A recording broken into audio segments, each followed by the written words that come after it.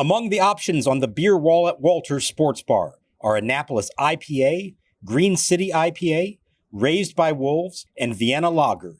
Walter's is located across the street from Nationals Park. We're driven by the search for better. But when it comes to hiring, the best way to search for a candidate isn't to search at all. Don't search, match with Indeed. Indeed is your matching and hiring platform with over 350 million global monthly visitors, according to Indeed data, and a matching engine that helps you find quality candidates fast. Ditch the busy work. Use Indeed for scheduling, screening, and messaging so you can connect with candidates faster. Leveraging over 140 million qualifications and preferences every day, Indeed's matching engine is constantly learning from your preferences, so the more you use Indeed, the better it gets. Join more than 3.5 million businesses worldwide that use Indeed to hire great talent fast. And listeners of this show will get a $75 sponsored job credit to get your jobs more visibility at Indeed.com/Blue Wire. Just go to Indeed.com/Blue Wire right now and support our show by saying that you heard about Indeed on this podcast. That's Indeed.com/Blue Wire. Terms and conditions apply. Need to hire? You need Indeed.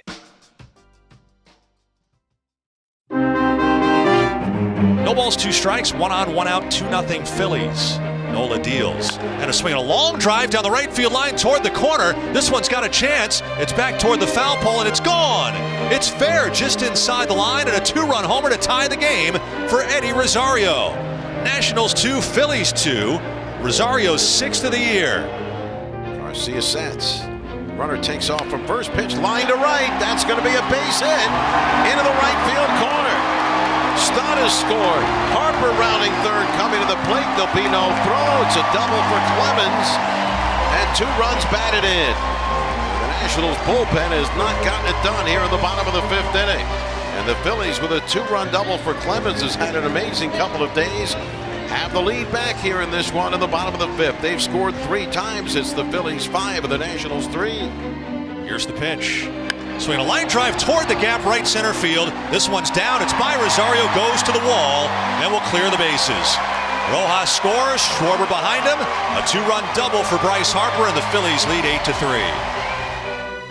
And welcome to Nats Chat for Monday, May 20th, 2024, along with MASNsports.com Nationals insider Mark Zuckerman, who is at Citizens Bank Park in Philadelphia. I'm Al Galdi, host of the Al Galdi podcast. Well, we on Sunday afternoon did have the ends of multiple Nationals droughts. The Nats home run drought ended. Tanner Rainey's drought of not appearing in games ended. But unfortunately, the Nats drought of victories did not end. An 11-5 loss at the Major League leading Philadelphia Phillies to complete a 3-game sweep. The Nats now have lost 5 consecutive games. The Nats now have lost 8 of their last 10 games. And the Nats for this regular season are down to 5 games below 500 at 20-25. If you would like to sponsor the Nats Chat podcast, you can sponsor a show for a particular game or shows for a series or more. Hit up the mastermind of this podcast, Tim Shovers, at natschatpodcast@gmail.com. We come out with a new episode for the morning after every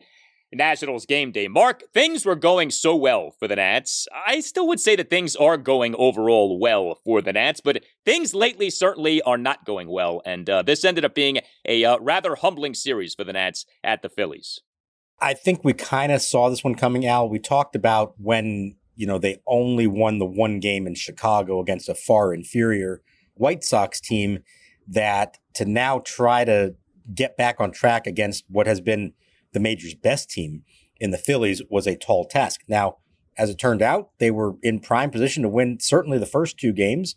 This game, even, into the 5th inning, was right there for the taking, and then it all fell apart for them after that. Not necessarily shocking. I think in the bigger picture, you do still see good starting pitching for sure. It was good relief pitching until this game when it kind of fell apart again for them. And offensively, they give themselves chances. They just don't often come up with enough. You would like to see them get on some kind of roll again, hopefully behind some offense finally. But it's weird. They just went 2-7 on this road trip, and it feels like they played better than that. Every game is competitive. Even this game was competitive until it wasn't. This ended up being the rare Nats loss this season that was by a pretty decisive margin. This did end up being the Nats' best offensive game of this series. Now, that's not saying much, but the Nats for the game, 5 runs, 7 hits, drew 4 walks. The Nats went 2 for 8 with runners in scoring position. 2 home runs as the Nats finally homered. First time in 6 games. The Nats had not homered since the previous Sunday, Mother's Day. Nats had 2 home runs and a double to go with 4 singles. But this still was an underwhelming offensive performance, and 2 of the 5 runs came in what was basically garbage time in the top of the 9th inning. This was a tough assignment, and not just the Major League leading Phillies, but yet Zach Wheeler in Game 1, Aaron Nola in this Game 3. Nola on Sunday afternoon, 3 runs, 2 earned in 7 innings. In terms of the home runs, well, go figure. It was the guy who hit the Nats' last home run who hit this next home run. It wasn't the latest home run, but was the first of the 2 home runs. Eddie Rosario. The Nats had not homered since Rosario's homer on Mother's Day. Rosario on Sunday afternoon as the Nats starting right fielder and number 3 batter. 1 for 4 with a 2-run homer. He and the Nats a 2-run fourth, had a 1-out 2-run homer to right field on an 0-2 pitch to tie the game at 2. The homer had a projected distance of just 352 feet per StatCast in a classic Citizens Bank Park special. And then the Nats' other home run in this game came from Jesse Winker. He was the Nats starting left fielder and number 8 batter, 1 for 4 with a solo homer. He and the Nats 1-run fifth, had a 1-out solo homer to right center for a 3-2 Nats lead. That was a more proper homer, 406 feet per StatCast. And Winker also made multiple impressive catches in this game. Bottom of the second, a diving catch in shallow left off a leadoff fly ball off the bat of Alec Bohm for the first out. And Winker in the bottom of the 4th, a leaping backhanded catch at the warning track and then crashed into the outfield wall in catching a deep fly ball off the bat of Brandon Marsh for the second out. And Winker, after that play, came up limping badly, but stayed in the game, ended up hitting the homer in the next half inning. That did not look good the way he came up limping, but he obviously stayed in the game. He was all over the place in this game. A lot of credit to him. He doesn't always do it in the prettiest fashion, but he gets the job done, and I have to applaud him for that. And I asked him afterwards about how he felt physically, and he said he was doing fine. He brushed it off as if it wasn't a big deal. I thought he had really hurt himself the way he was limping around, but clearly the home run made him feel better, and he looked fine everything after that. The home runs were great to see. Obviously, this is something that they have not had nearly enough of. The craziest fact of them all, when Rosario hit his homer in the 4th inning, it was only the 6th home run that this team has hit in a 2-week span, and 5 of them were by Eddie Rosario, who right prior to that streak, we were saying this guy shouldn't even be in the lineup anymore. So good on him, but not good on everyone else who had not been contributing in any way like that. So it was good to see Winker get a hold of one, obviously. He's had his moments for them, but boy, they just need more of this. And then the crazy thing about this is all week long we talked about, okay, they're not hitting for any power, but they're giving themselves chances. They've got runners in scoring position almost every inning. Well, in this game, they had 2 hits through the first 7 innings. They were both home runs. They never took an at-bat with a runner in scoring position until the 7th inning.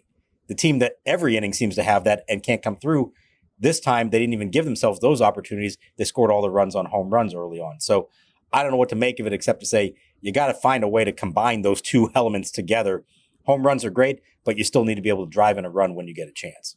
We had Nick Senzel in this game as an Nats starting 3rd baseman and number 5 batter, 1 for 1 with a single and 3 walks. Yes, 3 of the Nats' 4 walks came from Senzel, but one of the walks resulted in him being picked off at first base. And as we've noted so many times, when you don't score often, these things like getting picked off stand out. Senzel in this game, top of the 2nd, drew a 1-out walk, but he then was picked off at first base for the 3rd out. And, this goes without saying, but I'll say it. That can't happen. When you're not scoring, you're Nick Senzel, you draw a walk like that, you can't get picked off. And yet he did. Well, and it can't happen for him. He's the only non-catcher on the team that doesn't have a stolen base yet this year.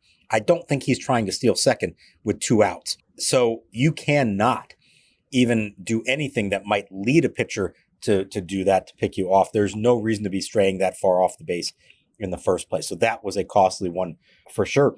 I'll tell you what, in this series, they really didn't end up running much at all. And some of that's a product of whether they had the base runners and who they were facing. And obviously JT Realmuto, the first 2 games of the series, one of the best catchers in the sport. But it is funny, that kind of took them out of their element.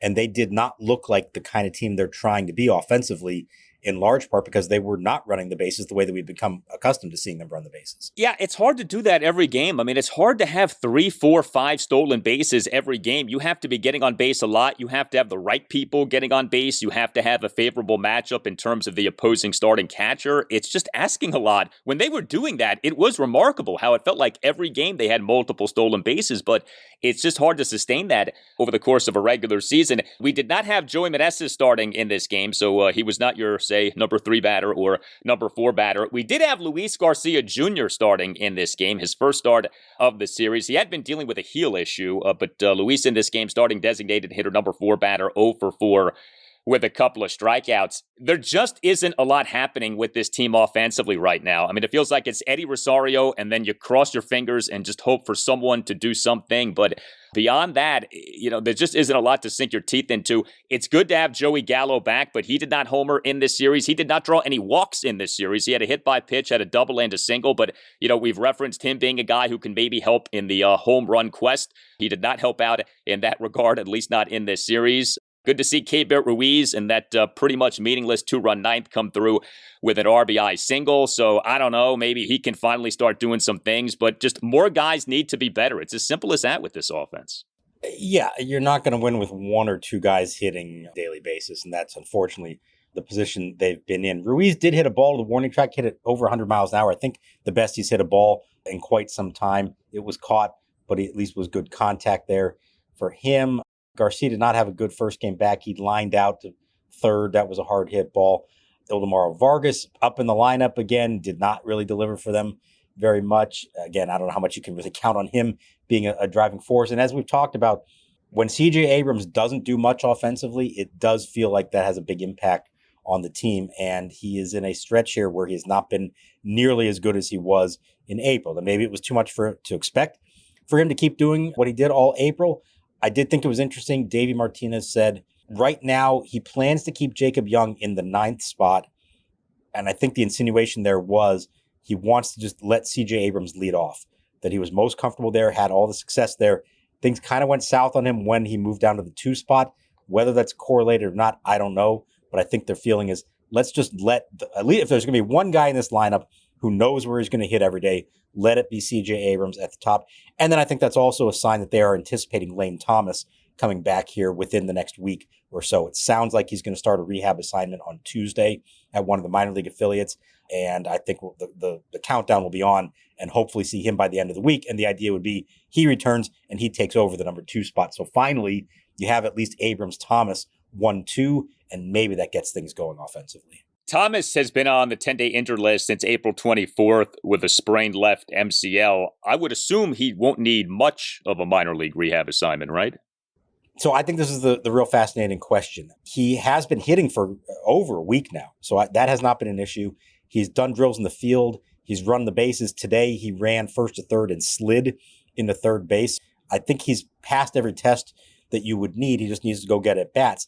Now, the tricky part of this is we know it's one thing to be healthy, but it's another to get your timing back at the plate and to start to feel comfortable in game situations again.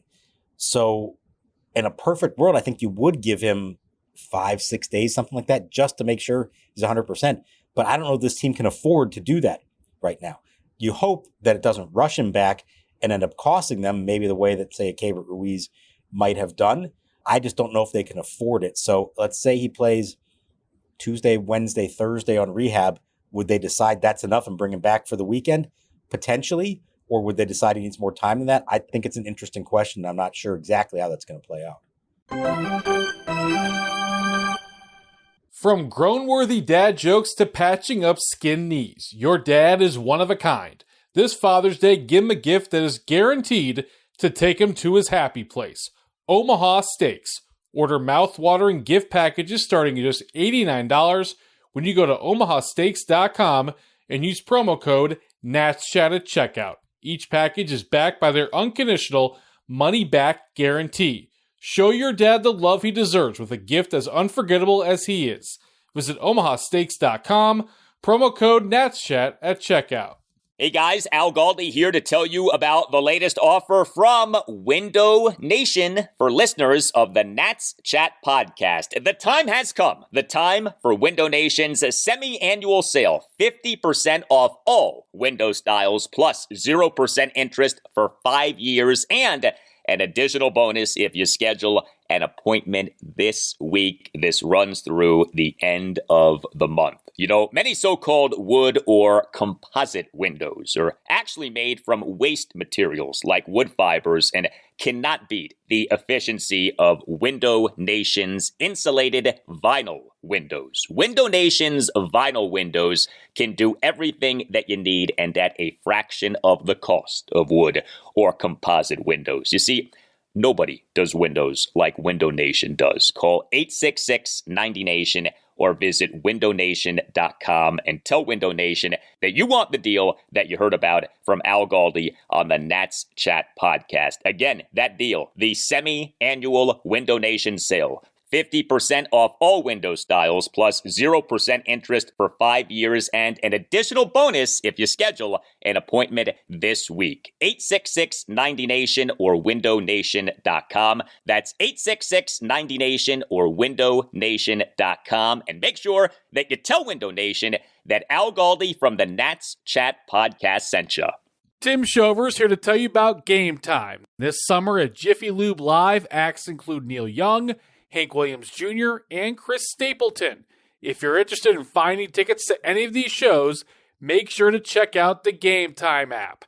Game Time is the only ticketing app that gives you complete peace of mind with your purchase. See the view from your seat before you buy, so you know exactly what to expect when you arrive. Take the guesswork out of buying tickets with Game Time. Download the Game Time app, create an account, and use code NATSCHAT for $20 off your first purchase.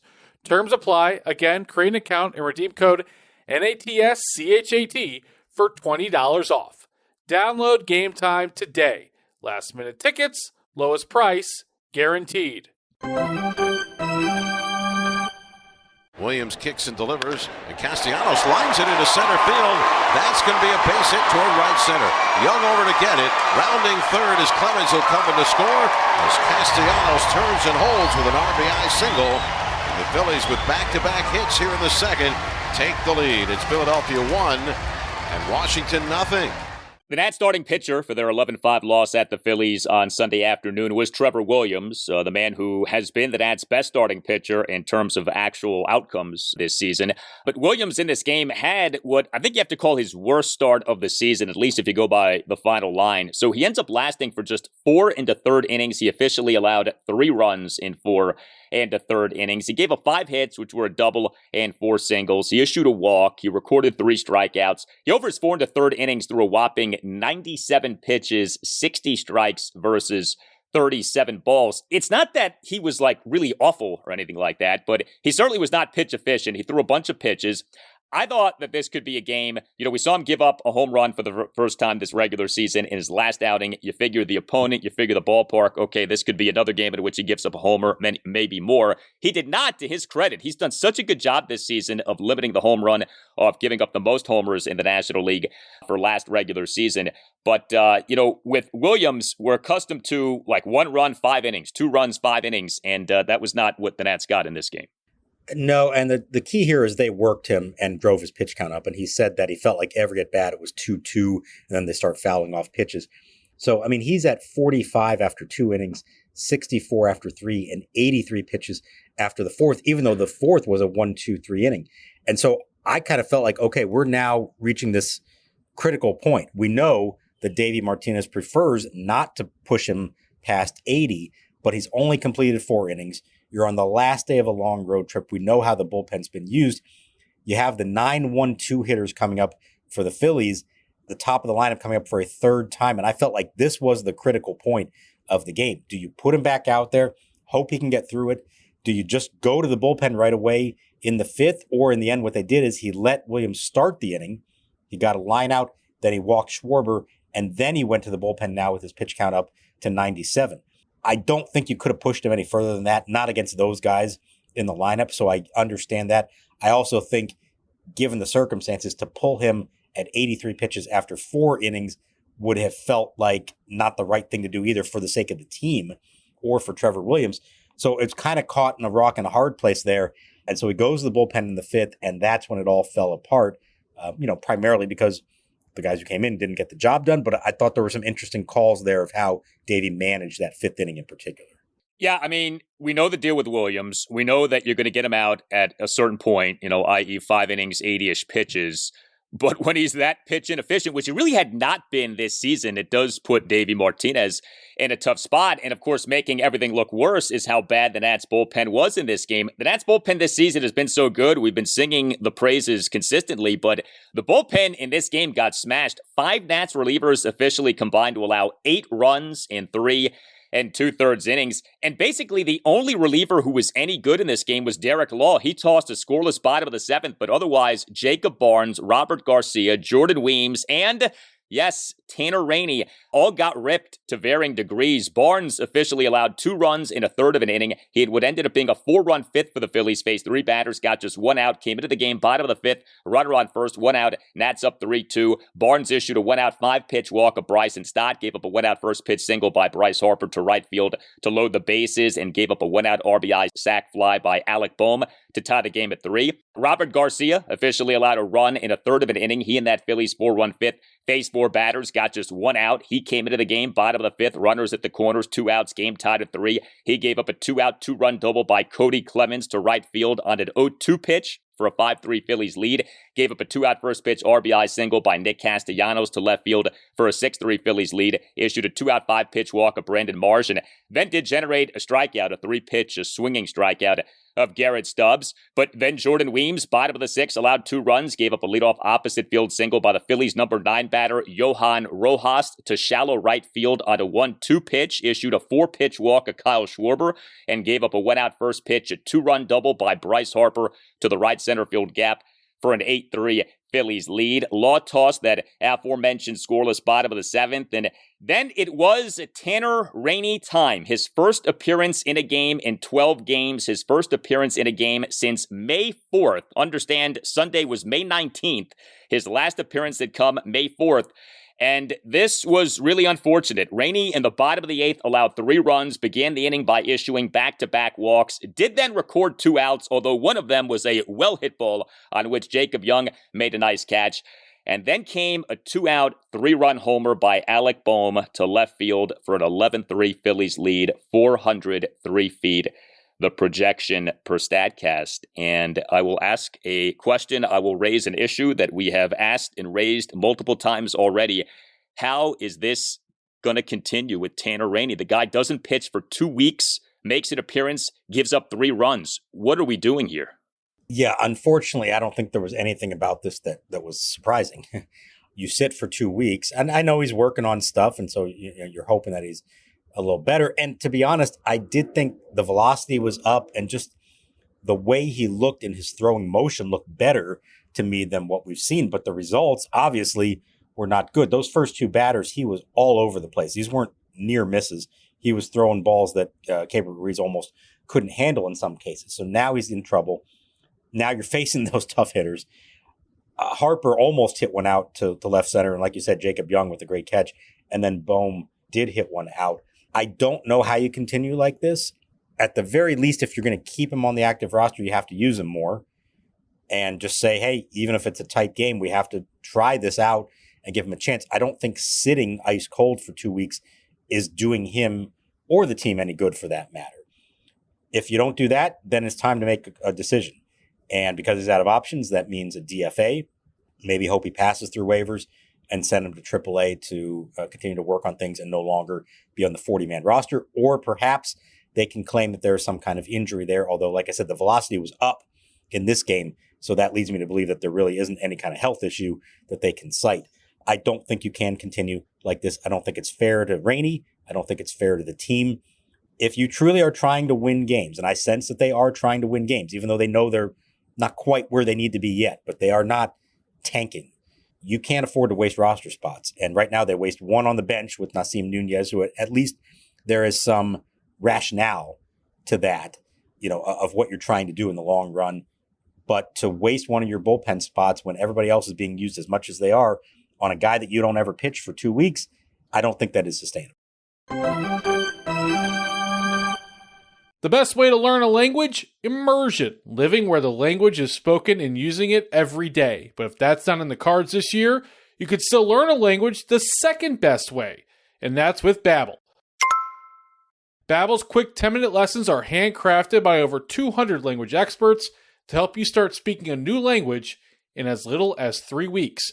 Here's a special deal for our listeners. Right now, get up to 60% off your Babbel subscription, but only for our listeners for a limited time at babbel.com/natschat. Get up to 60% off at babbel.com/natschat. That's spelled BABBEL.com/natschat. Rules and restrictions may apply. We're driven by the search for better. But when it comes to hiring, the best way to search for a candidate isn't to search at all. Don't search, match with Indeed.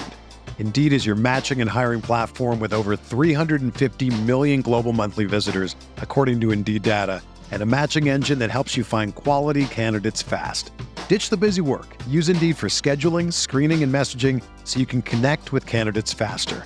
Leveraging over 140 million qualifications and preferences every day, Indeed's matching engine is constantly learning from your preferences, so the more you use Indeed, the better it gets.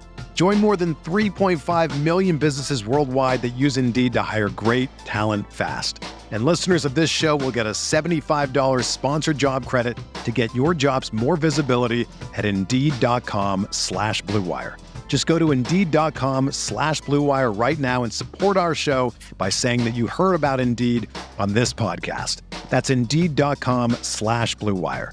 Terms and conditions apply. Need to hire? You need Indeed.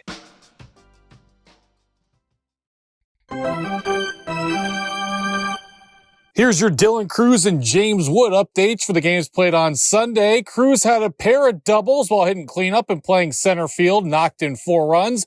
OPS is up to 804, up to AAA. James Wood played right field, hit third, 2 hits in the game, a pair of RBIs, struck out twice, OPS at 1,021. Now back to the show. And now Rainey ready. Kicks, delivers, swing and a long drive, deep left field. This is going, and gone. Goodbye.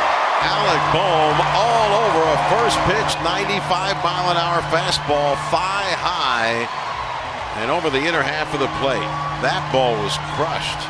A 3-run homer for Bohm, his 5th home run of the year, and he has driven in 5 runs in this game. And it's a 3-run 8th for the Phillies. It's Philadelphia 11 and Washington 3. Tanner Rainey for this regular season, 13 games, 13 innings, ERA at 10.38, a whip of 2.69. This, to me, is the worst we have seen a Nats reliever, certainly early in a season, since the Trevor Rosenthal disaster of a few years ago. I mean, this is what this reminds me of, a guy who seemingly every time he pitches, disaster ensues. And you do feel for the guy. I mean, you know, I'm not saying you got to play the violin for him, but this can't be easy. It's got to be humiliating to be in that bullpen and not be used for 15 days the way that he was. He knows what's going on here. Everyone on the team knows what's going on here. That can't feel good. That's got to really mess with a guy's mind and mess with a guy's confidence. And he goes out there, his first appearance in 2+ weeks is against the best team in baseball. And what do you think happens? He gives up 3 runs. He gets rocked by one of the better hitters on the Phillies in Alec Bohm. And the numbers get even worse, and the situation gets even worse. The Nats do have a scheduled off day coming up this Thursday, but they then after that have one of these brutal runs on which they don't have an off day for a while. The next scheduled off day after this coming Thursday is Monday, June 10th. So this will be another one of those stretches in which the bullpen will be taxed and will be leaned on a bunch. And, Davey's not going to have at least a scheduled off day on which multiple relievers can rest. So, yeah, you would think we're reaching some sort of critical decision point here with the Tanner Rainey situation. Yeah, I think you have to. And as I said, it's not fair to him. And in some ways, let's say that the move is to DFA him and he clears waivers and goes down to AAA. I almost wonder if deep down inside he would feel better about that than the situation here. At least now, and the pressure's off. Go be a minor leaguer. Try to get yourself right. Doesn't mean they couldn't bring him back at some point. They've done that with others, even when they've been taken off the 40-man roster. I just can't imagine that this is doing anything for his career right now, and it's certainly hurting the team as well. Can I go back to the fifth inning, though, and some other bullpen decisions there? Because I thought this was a very curious move in the end by Davey. I've found that most of what he's done bullpen management-wise this year has been solid. I think he's gotten the most out of them and used them in the right spots. I was confused by what he did in that fifth inning. So we said they pulled Williams at the 97 pitches. You now have two big lefties coming up in Stott and Harper, then a righty in Bohm, and then another lefty in Cody Clemens. Now, you only have one lefty in your bullpen, and that's Robert Garcia. You would imagine if you only get one inning with that guy, you want it to be against their top lefty hitters, Schwarber, Stott, Harper in particular. Now, he doesn't use him. He brings in Jacob Barnes, which I could get if the idea is, there's still a bunch of innings to go, and so you need to save Garcia for the next time those hitters come around. The problem is he brings in Barnes, who did not do his job, obviously, walk, single, sack, fly.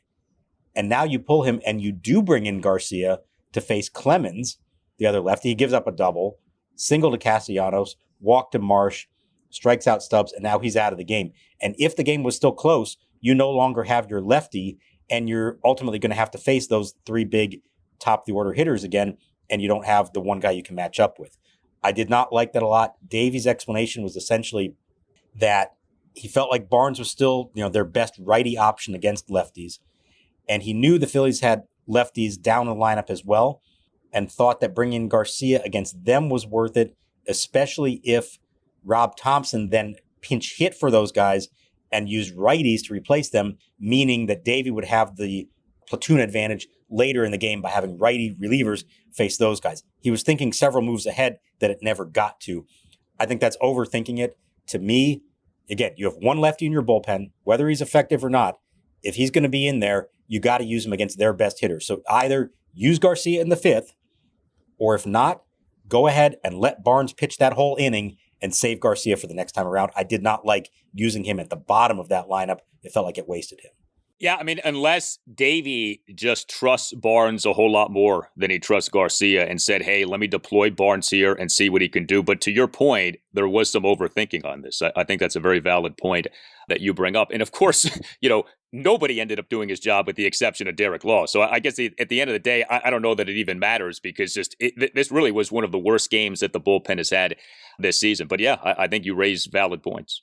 Yeah, and again, Davey's done a great job all year, and if the pitchers who he brings in just do their job, and we're not even having the discussion, I don't necessarily have an issue using Barnes in that spot. It's early enough in the game, and you feel like he's a good matchup. What I didn't like was then going ahead and bringing in Garcia anyways in that inning. If you felt like you didn't want to use him in that matchup in the fifth, then just hold on to him for later. Let Jacob Barnes pitch out of that inning or try to pitch himself out of the inning or somebody else, another righty at that point. So I didn't love the explanation for it. I didn't love it in the moment. And the explanation for it didn't really, to me, give a satisfactory explanation for why they did that. It's a tricky deal with this bullpen because it has been so good. Honestly, this is one of the best early season bullpens I can remember the Nats having. We all know how bad the bullpens have been at times over the years, especially like early in seasons. Those 2017 and 2019 pens that were so bad, they were like bad from the get-go, if you remember. And early in the season, it was like, oh my goodness, this pen is really awful. This bullpen has been so good. There are going to be bad games. I just still wonder, man, how long can this bullpen keep it up? It's not like the bullpen is comprised of a bunch of guys with significant track records that scream, yeah, you can count on these guys. Like, this is a lot of, mishmash in terms of like relievers who have been put together. That's what most bullpens are. I'll concede that. But it has felt to me all along, this is great while it's happening. I hope it continues. I don't know that it will. These guys are being used a ton, and I just think you have to budget for the bullpen falling off at least somewhat as this season goes on. I don't think the greatness of the relief pitching is going to continue as we have seen, and I feel like Sunday was maybe a sign of that. To ask them all to be that good for an entire season is a very tough ask, obviously. I don't know if this one game is the sign that it's all going to fall apart on them or not, but I think the best thing they could do to help put their bullpen in the best position to have success is to get a little bit more out of their starters so that you're not asking for 4 or 5 relievers so much to perform, and to give yourself as many viable weapons as you can out there, and that's the Rainey issue. If you're allowed 8 relievers, but you're really only using 7, that's not helping anybody because that's adding appearances and innings to guys when they don't necessarily need to have that. The Nats at times, especially it feels like on Sundays, will announce roster moves after the game, like early Sunday evening, late Sunday afternoon.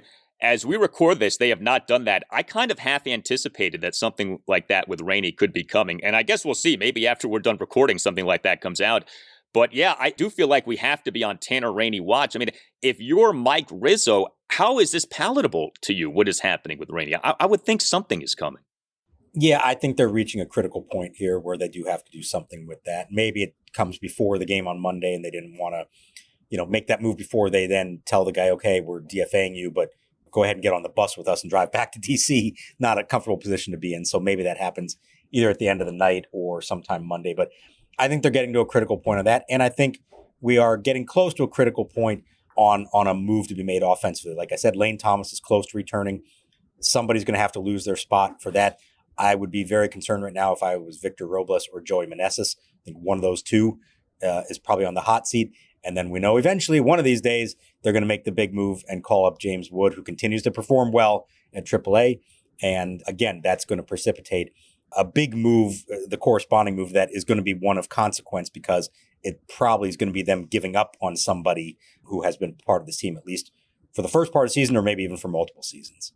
Well, next up for the Nats is a 6-game homestand beginning with a 3-game series against the Minnesota Twins. Game 1, Monday evening, 6:45. Mitchell Parker will be the Nats starting pitcher. Game 2, Tuesday evening, 6:45. Patrick Corbin will be the Nats starting pitcher. And Game 3, Wednesday afternoon at 1:05. Jake Irvin will be the Nats starting pitcher. You can hit us up on X at Nats_chat. You can email the show, natschatpodcast@gmail.com. You can find us on YouTube. Just search Nats Chat. Our YouTube handle is at Nats Chat Podcast. We have a website that you can check out as well, natschatpodcast.com, at which you can purchase a Nats Chat Podcast t-shirt. Don't forget, we provide shout-outs on the Nats Chat Podcast this season. If you would like to send a message to someone who you care about anything, a birthday, an anniversary, whatever, email Tim Shovers, natschatpodcast@gmail.com. All Nationals radio highlights on Nats Chat are courtesy of 106.7 The Fan. For Mark Zuckerman, I'm Al Galdi. Thank you for listening, and we'll talk to you next time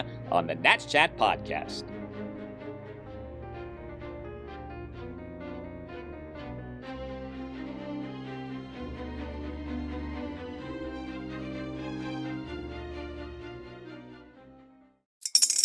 Spring is in the air at Littleton Coin Company, and we want to help you brighten your collection. Visit us at littletoncoin.com all month long to enjoy 15% off your purchase. With a wide selection of coins, paper money, supplies, and more, Littleton Coin Company has something for every collector's taste. Use promo code SPRING at littletoncoin.com for 15% off your purchase all month long. Restrictions apply. Littleton Coin Company. Serving collectors since 1945.